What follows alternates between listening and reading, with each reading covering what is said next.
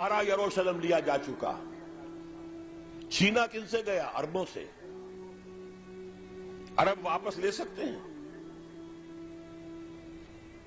کوئی اندیشہ اگر ہو سکتا تھا عراق کے بارے میں کہ شاید اس کے ایٹمک دانت نکل آئے، جو سازش کی گئی، جس طرح اس احمق اور پاگل صدام حسین کو دام میں پھنسایا گیا.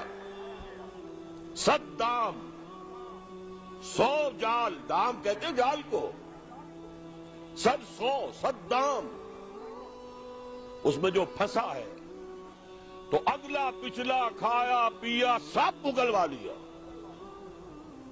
اور ہے ہی کون؟ اس کے پاس ایٹمک ہتھیاروں کا ذخیرہ موجود ہے، اور کسی کے وہ ایٹمک دانت بھی نکلنے نہیں دے رہے. پاکستان کے اوپر کتنا دباؤ، اور ہمیں نہیں پتا کتنا کچھ دباؤ قبول کیا جا چکا. یہ تو سبھی مانتے ہیں. کیپ کر دیا گیا، روک دیا گیا، آگے تو نہیں بڑھ رہا، یہ تو سبھی مانتے ہیں. رول بیک بھی ہو گیا یا نہیں کچھ پتہ نہیں. لیکن کسی صورت یہ نہیں تسلیم کریں گے، قبول کریں گے کہ کسی مسلمان ملک کے پاس ایٹم بم آ جائے. یہودیوں کے پاس ذخیرہ موجود، سب جانتے ہیں.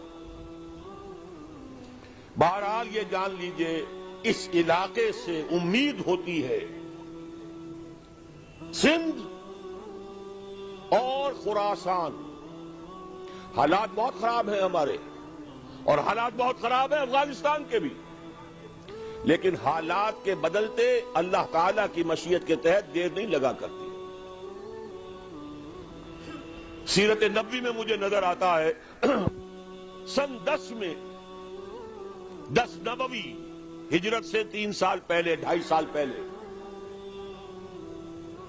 کہیں سے کوئی امید کی کرن نظر نہیں آتی تھی کہ عرب میں اسلامی حکومت قائم ہو جائے گی.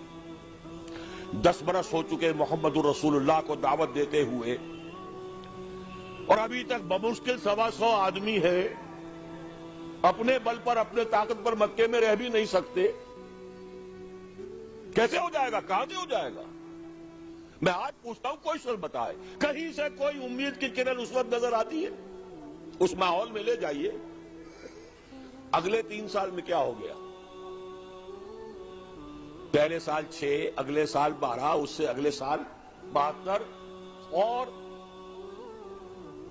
بیعت عقبہ ثانیہ، ہجرت، اور وہاں سے اب حضور کی طرف سے شروع ہو گیا انیشیٹو. تو ہم نہیں کہہ سکتے. اللہ تعالیٰ کی قدرت، اللہ کی مشیت.